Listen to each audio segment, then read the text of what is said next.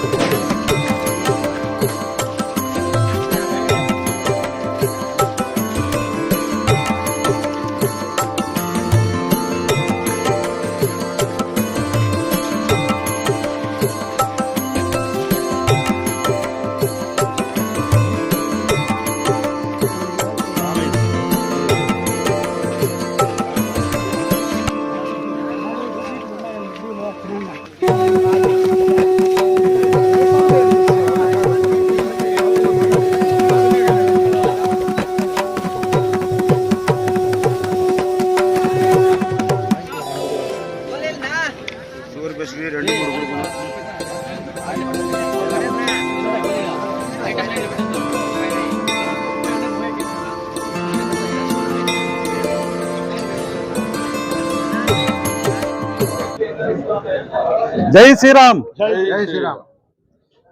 ಏನು ಇವತ್ತು ಬೆಳಗ್ಗೆ ಕಾಣಿಪಾಕ ದೇವಸ್ಥಾನಕ್ಕೆ 6 ಗಂಟೆ ಹೋಗಿ ಆ ದೇವರ ದರ್ಶನ ಮಾಡಿಕೊಂಡು ಅಲ್ಲಿಂದ ಲಾಡು ಪ್ರಸಾದವನ್ನು ತಗೊಂಬಂದು ನಮ್ಮ ರೈತ ಬಾಂಧವರು, ನಮ್ಮ ವ್ಯಾಪಾರಸ್ಥರು, ನಮ್ಮ ಮಂಡಿ ಮಾಲೀಕರು, ಕಾರ್ಮಿಕರು ಎಲ್ರಿಗೂ ಆ ದೇವರ ಪ್ರಸಾದವನ್ನು ಕೊಟ್ಟು ಮೊದಲನೇದಾಗಿ ವಿನಾಯಕನ ದರ್ಶನ ಮಾಡಬೇಕಂತಾರೆ. ವಿನಾಯಕನ ದರ್ಶನ ಮಾಡ್ಕೊಂಡ್ಬಂದು ಇವತ್ತು ಪ್ರಸಾದ ಯೋಗ ಮಾಡಿದ್ದೀವಿ.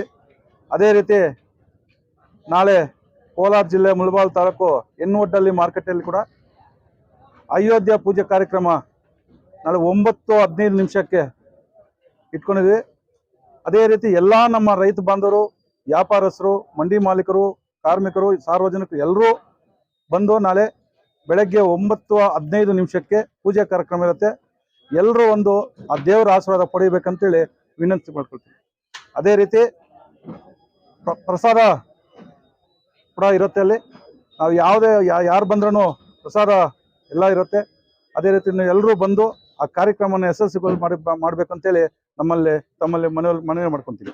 ಅದೇ ರೀತಿ ನಾಳೆ ಮಧ್ಯಾಹ್ನ 12:20 ಅಲ್ಲಿ ಪೂಜೆ ಮತ್ತು ದೀಪ ಬೆಳಗಿಸೋ ಕಾರ್ಯಕ್ರಮ ಇರುತ್ತೆ, ಪ್ರತಿಷ್ಠಾಪನೆಗಳು ಇರುತ್ತೆ. ಅದಕ್ಕೆ ಎಲ್ಲರೂ ನಮ್ಮ ಮನೆಗಳಲ್ಲಿ 5 ದೀಪಗಳನ್ನು ಬೆಳೆಸಿ ನಾವು ಪೂಜೆ ಕಾರ್ಯಕ್ರಮ ಮಾಡಬೇಕು. 5 ದೀಪಗಳು ಏನಕ್ಕೆ ಬೆಳೆಸ್ಬೇಕಂದ್ರೆ 5 ಶತಮಾನ ಆಗಿದೆ. 5 ಶತಮಾನಕ್ಕೆ ಒಂದು ಶತಮಾನಕ್ಕೆ ಒಂದು ದೀಪ ಅಂತ. ಅದಕ್ಕೋಸ್ಕರ 5 ದೀಪ ಬೆಳೆಸಿ ಆ ದೇವರ ಆಶೀರ್ವಾದ ಕೊಡಬೇಕು. ಅದೇ ಒಂದು 5 ನಿಮಿಷ ಅಲ್ಲಿ ರಾಮ ಭಜನೆಯನ್ನು ಮಾಡಬೇಕು. ಮನೆಯಲ್ಲಿ ಎಲ್ಲ ಮನೆಗಳಲ್ಲಿ ದೀಪ ಬೆಳೆಸಿ ಎಲ್ಲರೂ ಆ ದೇವರ ಆಶೀರ್ವಾದ ಪಡ್ಕೊಳ್ರಿ.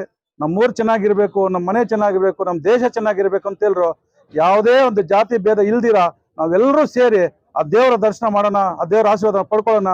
ಒಳ್ಳೆ ಮಳೆ ಬಿದ್ದು ಒಳ್ಳೆ ಫಸಲು ಬಂದ್ರೆ ನಾವೆಲ್ಲರೂ ಚೆನ್ನಾಗಿರ್ತೀವಿ. ಆ ದೇವರ ಕೇಳ್ಕೊಂಡು ನಾವು ನಾಳೆ ಮಧ್ಯಾಹ್ನ 12:20ಕ್ಕೆ ಪೂಜೆ ಕಾರ್ಯಕ್ರಮವನ್ನು ಎಲ್ಲರೂ ಸೇರಿ ಒಂದು ಒಟ್ಟಾಗಿ ಮಾಡೋಣ ಅಂತೇಳಿ ಈ ಸಮಯದಲ್ಲಿ ಹೇಳಕ್ಕೆ ಇಷ್ಟಪಡ್ತೀನಿ. ಜೈ ಶ್ರೀರಾಮ್, ಜೈ ಶ್ರೀರಾಮ್, ಜೈ ಶ್ರೀರಾಮ್, ಜೈ ಶ್ರೀರಾಮ್, ಜೈ ಶ್ರೀರಾಮ್.